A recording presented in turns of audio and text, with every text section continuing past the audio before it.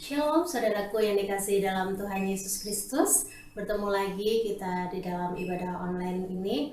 Dan saya percaya kita semua tahu bahwa Tuhan kita adalah Tuhan yang luar biasa, yang selalu baik buat kita, dan Tuhan selalu mengasihi kita. Tuhan yang tidak pernah lekang dalam menyertai kehidupan saudara dan saya. Dan kita mau angkat satu pujian dengan pujian yang mengatakan bukti cinta Tuhan kepada kita.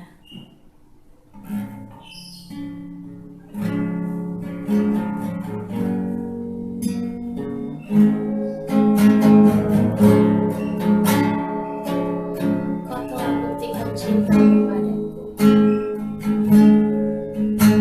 Kau telah buktikan cintamu padaku. Kau memelukku dengan hidupku. Ku bersyukur yang ada padaku. Semuanya milikku. Ku persamakan seluruh hidupku di mesbamu. Hanya Kau yang menjadi tempat jawaban. Hanya Kau tempatku berharap. Berjalan bersamamu ku takkan goyah, sebab karena kasih-Mu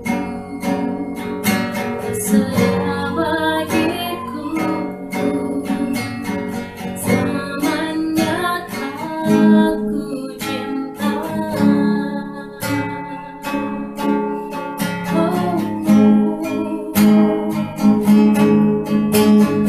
Telah buktikan cintamu padaku. Kau memelukku dengan hidupku. Ku bersyukur yang ada padaku. Semuanya milikku. Ku persamakan seluruh hidupku di mesbamu. Hanya Kau yang menjadi tempat jawaban. Hanya Kau tempatku berharap. Berjalan bersamamu ku takkan goyah, sebab dengan kasih-Mu tersedia bagiku. Selamanya Ku cinta.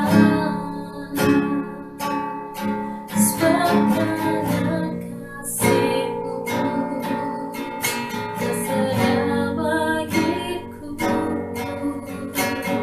Selamanya Ku cinta.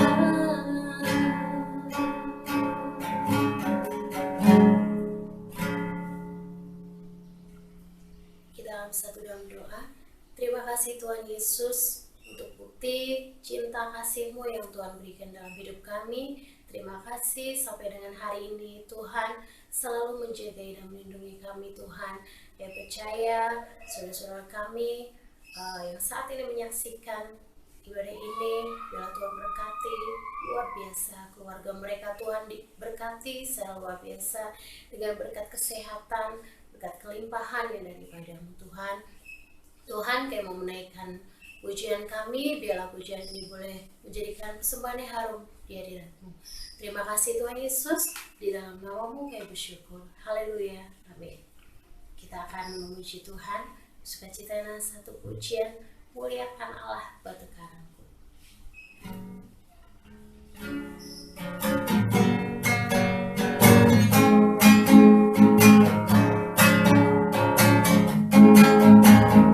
Yang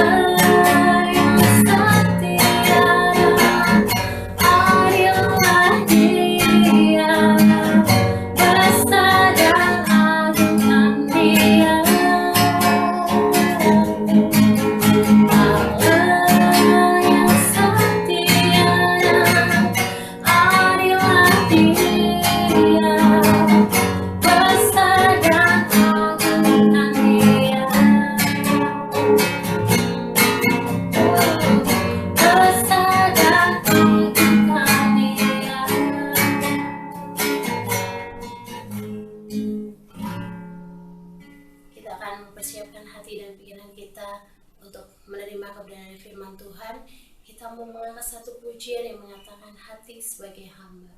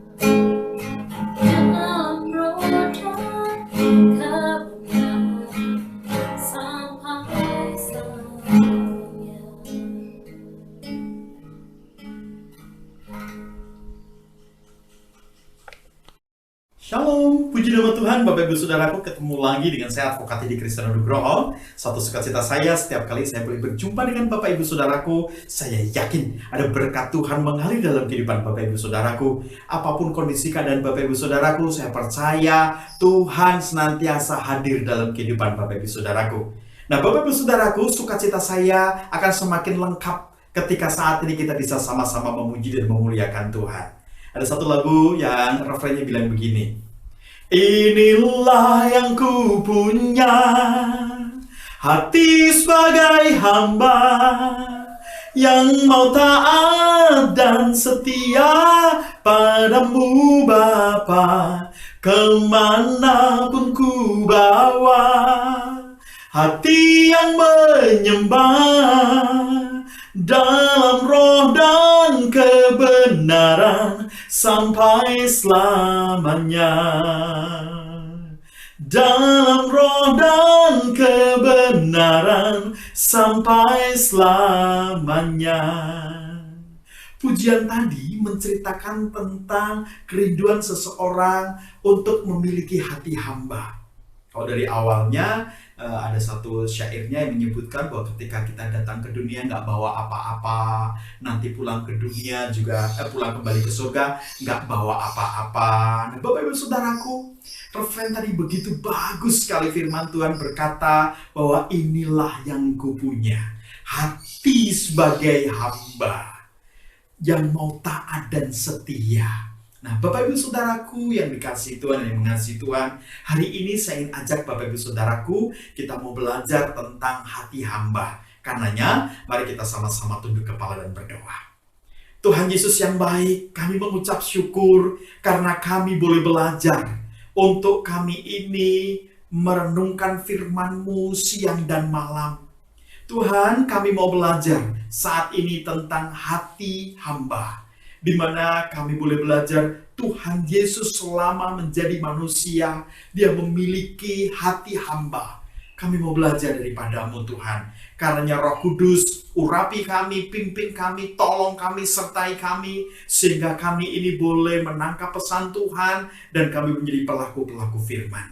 Terima kasih Tuhan Yesus, hanya pemberitaan firman dari awal, pertengahan hingga akhir kami serahkan dalam tangan kuasa-Mu. Dalam nama Yesus Kristus Tuhan kami berdoa. Haleluya. Amin. Bapak Ibu Saudaraku, saya percaya ketika seseorang ini kemudian mendapat kesempatan menjadi seorang hamba, itu adalah satu kehormatan. Apalagi kita ini menjadi hambanya Tuhan. Tuhan yang menciptakan alam semesta percaya kepada Bapak Ibu Saudaraku untuk menjadi seorang hamba.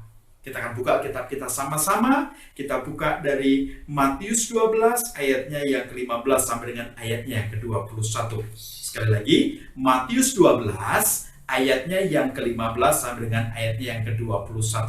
Firman Tuhan berkata demikian. Yesus hamba Tuhan. Banyak orang mengikuti Yesus dan Ia menyembuhkan mereka semuanya.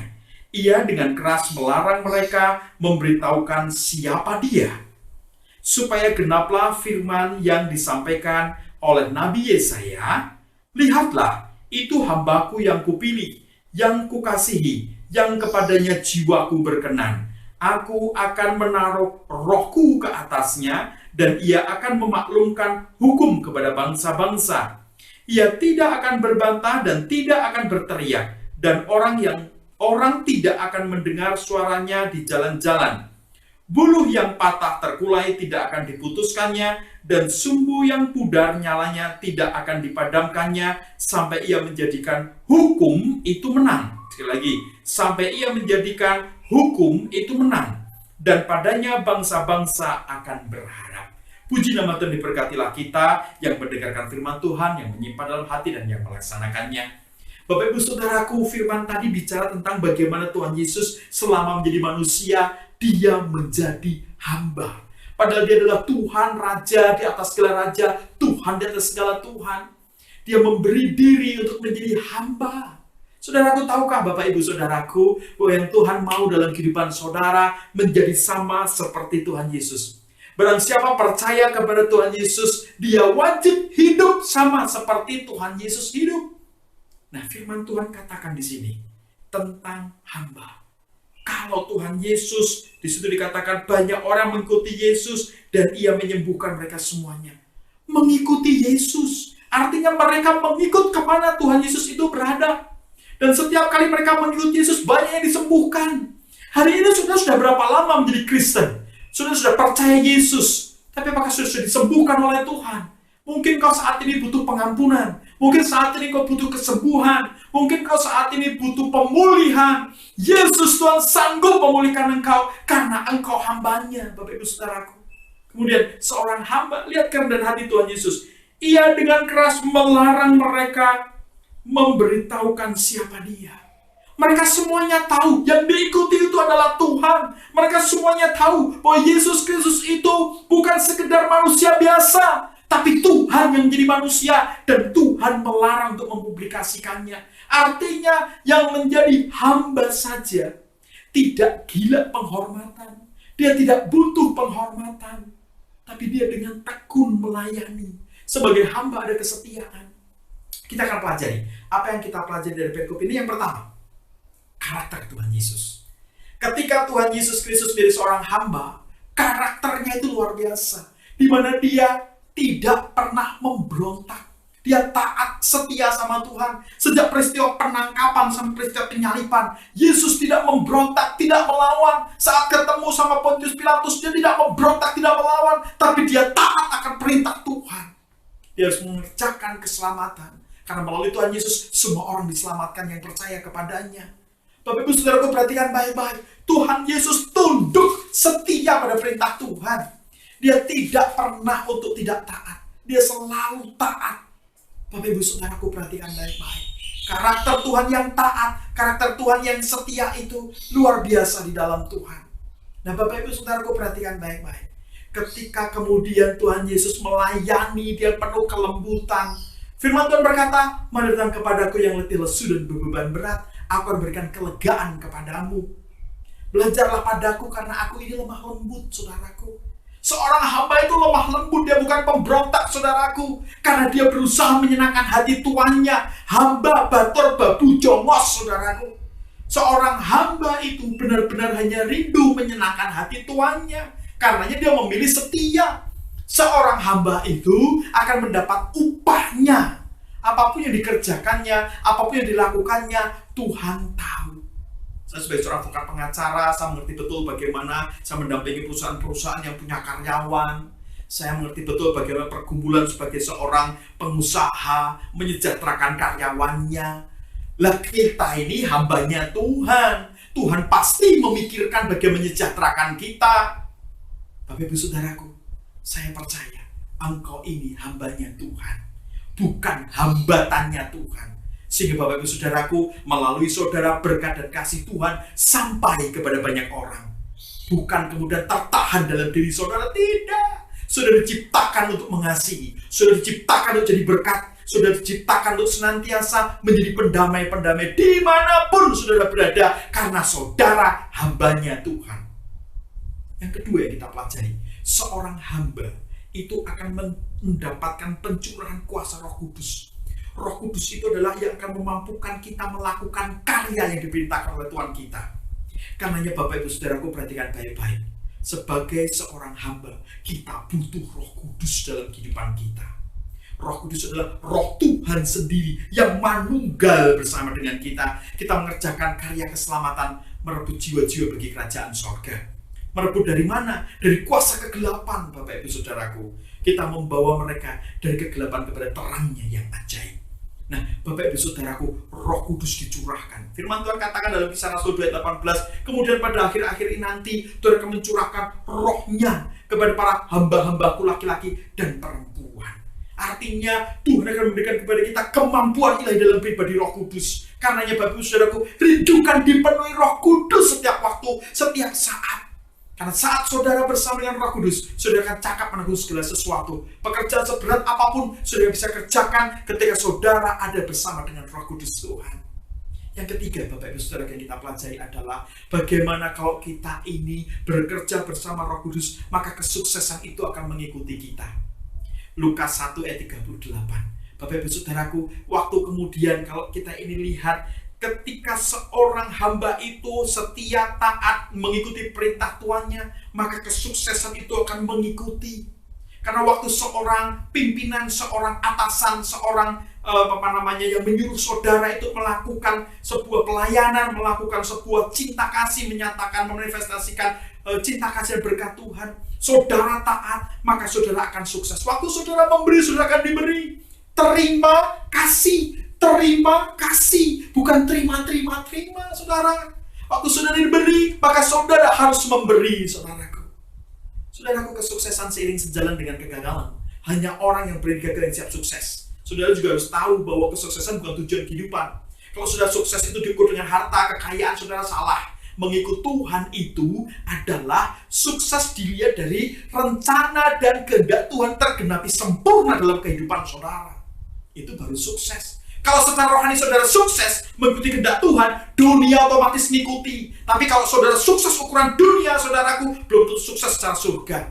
Itulah saudara, karena saudara hambanya Tuhan. Saudara bukan hambanya harta, saudara bukan hambanya uang. Cinta uang akan kejahatan. Gak ada di Alkitab Tuhan menciptakan uang, gak ada. Uang itu hanya alat pembayaran. Saudara harus menjadikan uang itu di bawah saudara, bukan di atas saudara. Karenanya Bapak Ibu Saudaraku, kita harus penuh hikmatnya Tuhan sebagai hambanya Tuhan. Apakah kita nggak butuh uang? Kita butuh untuk kita bertransaksional dengan banyak kegiatan kita. Tapi kita tidak dikendalikan oleh uang. Tuhan, pribadi Roh Kudus dalam diri kita mengendalikan pikiran kita, mengendalikan hati kita. Sekali lagi Bapak Ibu Saudaraku, bahwa kita ini hambanya Tuhan. Kesuksesan pasti akan mengikuti kita. Yang terakhir, kita ini hamba kebenaran. Kalau kita ini hamba kebenaran, maka saudara harus banyak baca firman Tuhan. Tuhan Yesus berkata, akulah jalan, kebenaran, dan hidup. Kalau saudara ingin sukses, saudara ingin dalam kehidupan ini melakukan yang benar, maka saudara harus banyak baca firman Tuhan. Saudara ketemu dengan Tuhan Yesus, maka saudara ketemu dengan kebenaran. Waktu saudara baca firman, saudara sedang ketemu dengan kebenaran. Lakukanlah kebenaran itu. Sebagai seorang advokat pengacara, saya menegakkan kebenaran dan keadilan. Di mana ada kebenaran, di situ pasti ada keadilan. Nah, Bapak Ibu Saudaraku, saya percaya bahwa saudara ditetapkan Tuhan untuk senantiasa menjadi hamba-hamba kebenaran, bukan hamba dosa. Kalau saudara sering melakukan dosa, maka saudara menjadi hambanya dosa. Kalau saudara itu melakukan mencari uang, dan kemudian sudah mengorbankan keluarga, sudah nggak peduli dengan cara apapun, yang penting dapat uang, sudah menjadi hambanya uang. Saudaraku, ada banyak kisah bagaimana kehidupan ini orang mengejar uang, hidupnya tidak menentu, naik turun seperti uang. Gak pernah stabil, saudaraku. Tapi kalau saudara mengejar Tuhan, saudara mencari Tuhan dalam kehidupan saudara, maka saudara akan dipenuhi dengan berkat-berkat Tuhan. Berkat itu ngejar kita, saudara, bukan kita ngejar berkatnya, karena kita kejar sumber berkatnya, yaitu Tuhan Yesus Kristus. Karena saudara hambanya Tuhan. Nah, Bapak Ibu Saudaraku, perhatikan baik-baik. Ketika saudara melakukan karakter seperti karakternya Tuhan Yesus di dunia ini, tidak memberontak, taat, setia, kemudian saudara dipenuhi dengan Roh Kudus, kemudian saudara melakukan dengan baik sehingga kesuksesan mengikuti kita, dan yang terakhir saudara sebagai hamba kebenaran, saudara tidak pernah menjadi khawatir dalam kehidupan ini. Bapak Ibu Saudaraku, orang-orang yang mencoba melenceng dari kebenaran, hidupnya akan kedungsang-dungsang, atau hidupnya akan mengalami penderitaan, mengalami berbagai macam permasalahan. Karena ketika kita ini melawan kebenaran, maka hati kita akan merasa tertuduh. Tapi ketika kita melakukan kebenaran, kita akan penuh dengan sukacita.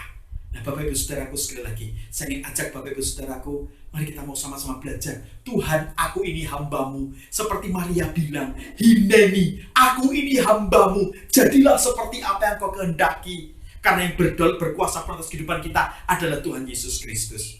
Mari Bapak Ibu Saudaraku, kita sama-sama boleh merasakan pujian tadi. Inilah yang ku punya, hati sebagai hamba, yang mau taat dan setia padamu Bapa. Kemanapun ku bawa, hati yang menyembah, dalam roh dan kebenaran sampai selamanya. Dalam roh dan kebenaran sampai selamanya. Mari kita berdoa.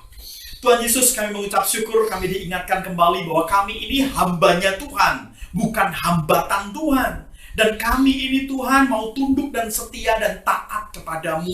Karena waktu kami ini boleh disebut sebagai hamba Tuhan, maka kami ini milik kepunyaan Tuhan. Seperti halnya Tuhan Yesus waktu hidup, mereka diberkati secara luar biasa, menjadi berkat bagi banyak orang. Demikian kami rindu kehidupan kami menjadi berkat bagi banyak orang. Ampuni akan segala dosa dan kesalahan kami, sikap perbuatan yang lakukan yang tidak layak di hadapan-Mu. Inilah para hamba-hamba-Mu Tuhan, kami mengucap syukur karena kami boleh merasakan bagaimana hidup menjadi seorang hamba. Di dalam Tuhan Yesus Kristus kami berdoa dan mengucap syukur. Haleluya, amin. Tuhan Yesus memberkati, tetap semangat dan terus jadi berkat. Tuhan Yesus ada bersama dengan saudara. Terus semangat jadi hambanya Tuhan. Haleluya, amin.